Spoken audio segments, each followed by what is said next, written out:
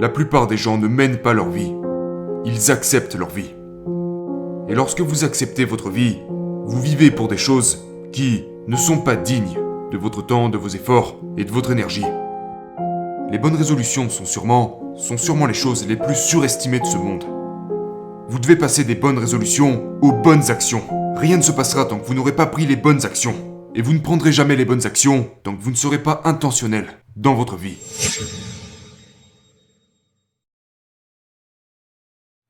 Plus vous avez de raisons valables pour accomplir un rêve, plus il y a de chances que vous l'accomplissiez. En gros, j'ai cherché quelles sont les raisons valables pour réaliser un rêve, et j'en ai énuméré 10. Et donc, je les ai présentées sous forme de questions. Et la première question est, est-ce que votre rêve est vraiment votre rêve? Parce que je peux vous dire que si votre rêve n'est pas vraiment votre rêve, ça ne va pas marcher.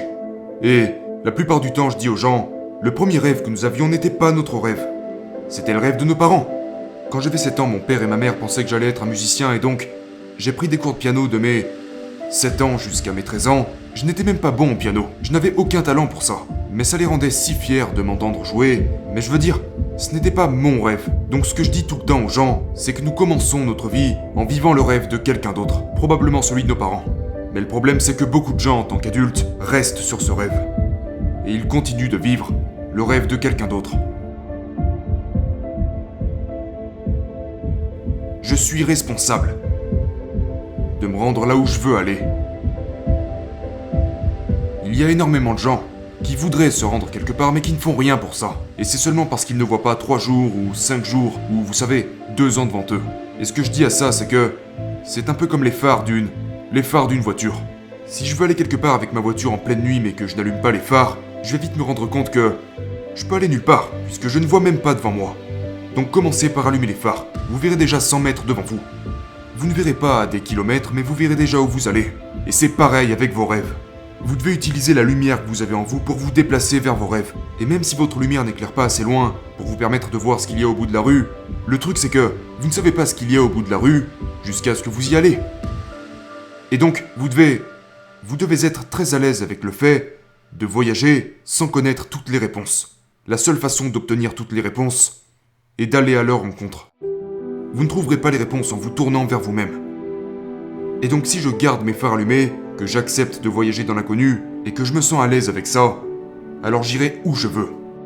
Et je crois vraiment ça. Je crois que beaucoup de leaders échouent parce qu'ils ne sont pas disposés à prendre ce qu'ils savent maintenant et à agir en conséquence. Et donc de ce fait, ils ne savent jamais ce qu'ils pourraient savoir. Ce que je dis aux gens, c'est que le leadership, c'est l'influence. Donc, comment puis-je augmenter mon influence? La réponse est très simple. Pour augmenter votre influence, vous devez ajouter intentionnellement de la valeur aux gens. C'est là que tout commence. Donc, disons que je veux accroître mon influence sur toi. Eh bien, la première question n'est pas « Est-ce que tu vas bien vouloir me suivre ?» Non, ma première question sera « Comment puis-je te servir? Que puis-je faire pour t'apporter de la valeur ?»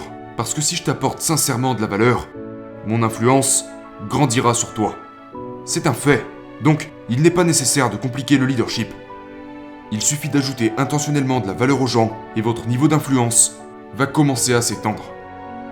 Je dis aux gens, si vous voulez avoir beaucoup de succès, vous devez entrer dans le top des 5%.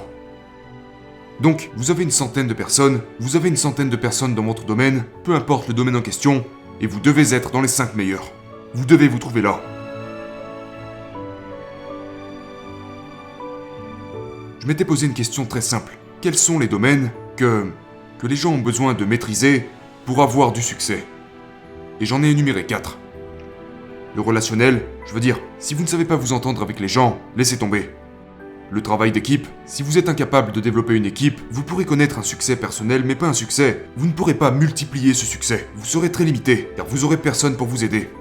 L'attitude à surmonter l'adversité, l'habilité à se relever, ne pas abandonner, ou lâcher le processus, et puis le leadership, la capacité à influencer les gens.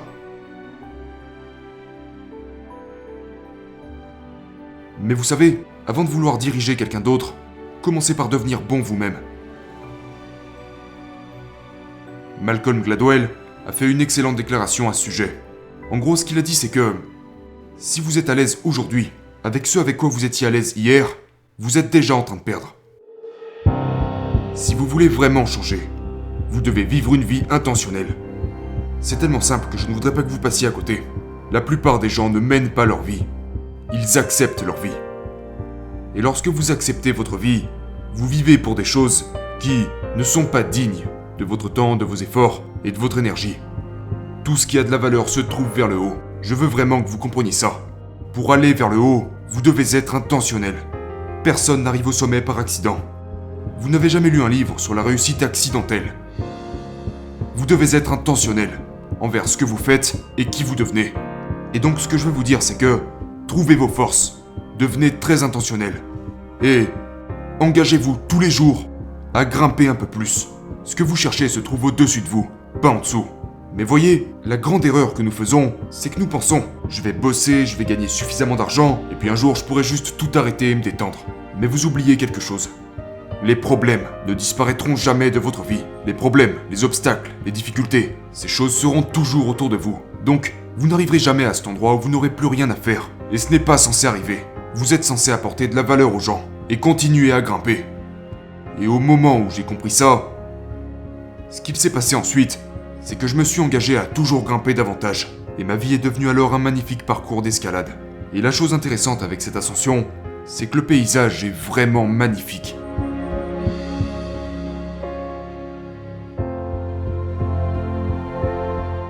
Voici la différence. Les bonnes résolutions sont surestimées. Mon Dieu, je connais tellement de gens qui ont passé leur vie à dire « Je pense que, ouais, c'est une bonne idée, je vais faire ci, je vais faire ça ». Écoutez, les bonnes résolutions sont sûrement les choses les plus surestimées de ce monde. Vous devez passer des bonnes résolutions aux bonnes actions. Rien ne se passera tant que vous n'aurez pas pris les bonnes actions. Et vous ne prendrez jamais les bonnes actions tant que vous ne serez pas intentionnel dans votre vie.